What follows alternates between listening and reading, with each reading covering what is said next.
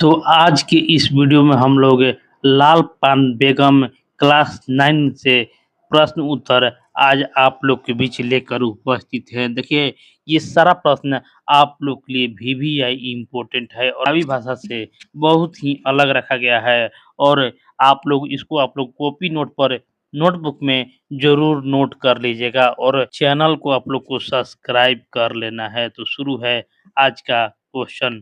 पहला क्वेश्चन है, बिरजू की माँ को लाल पान की बेगम क्यों कहा गया है? उत्तर, बिरजू की माँ को लाल पान बहुत पसंद था। वह हमेशा पान खाती थी, जिसके उसके होठ लाल रहते थे। इसलिए लोग उसे प्यार से लाल पान की बेगम कहते थे। नवान के पहले ही नया धान चुरा दिया। इस कथन से बिरजू की माँ का कौन सा मनोभाव प्रकट हो रहा है? उत्तर, इस कथन से बिरजू की माँ का दुख है, गुस्सा और चिंता प्रकट हो रहा है।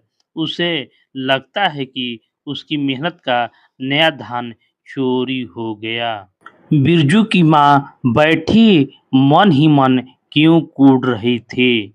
उत्तर, बिरजू की माँ गरीबी, घर के परेशानियों और अपनी इच्छाओं को अधूरे रहने के कारण मन ही मन कूद रही थी। लाल पान की बेगम शीर्षक कहानी की सार्थकता स्पष्ट कीजिए। उत्तर, कहानी की नायिका बिरजू की माँ है, जिसे लोग लाल पान की शौकीन होने के कारण लाल पान की बेगम कहते हैं। यह शीर्षक कहानी का मुख्य पात्रा के स्वभाव और पहचान को दर्शाता है, इसलिए यह शीर्षक सार्थक है। सप्रसंग व्याख्या करें। चार मंत्र पाठ का पैसा क्या हुआ? धरती पर पाँव ही नहीं पड़ते। सप्रसंग व्याख्या करें। उत्तर, यह कथन व्यंग में कहा गया है। इसके माध्यम से कहा गया है कि कुछ पैसे मिलते ही आदमी घमंडी हो जाता है और अपने को बहुत बड़ा समझने लगता है।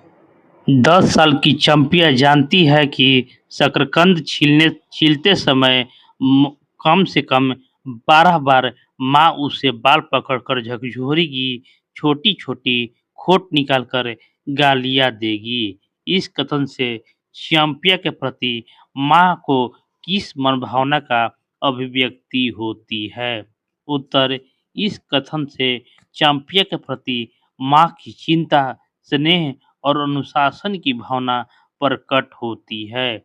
माँ चाहती है कि चंपिया कोई गलती ना करे, इसलिए वह बार-बार उसे समझाती है और डांटती है। डांट के पीछे भी उसका प्रेम और भलाई की भावना छिपी है। बिरजू की माँ का भाग ही खराब है, जो ऐसा गोबर गणेश घरवाला उसे मिला है। कौन सा शौक मौज दिया है उसके मर्द ने, काजल के बैल की तरह खटाकर सारी उम्र काट दी। इसके यहाँ प्रस्तुत कथन से बिरजू की माँ के पिता के संबंधों में कड़वाहट दिखाई पड़ती है। कड़वाहट स्थायी है या अस्थायी, इसके कारणों पर विचार कीजिए। उत्तर, इस कथन से पता चलता है कि माँ-पिता के संबंधों में कड़वाहट है। गरीबी, अभाव, घर की जिम्मेदारियां की आपसी तकरार इसके कारण है। यह कड़वाहट स्थायी नहीं है, क्योंकि दोनों एक दूसरे के बिना जीवन की कल्पना नहीं कर सकते।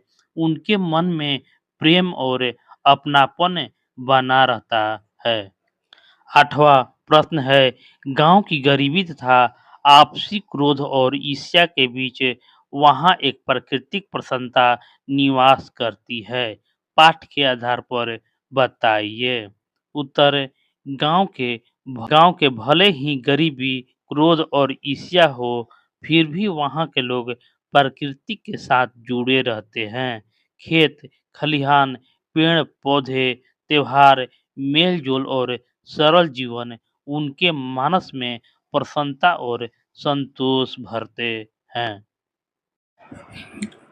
कहानी में बिरजू और चंपिया की चंचलता और बालपन के कुछ उदाहरण प्रस्तुत करें। उत्तर: बिरजू और चंपिया छोटे-छोटे कामों में खुश हो जाते हैं।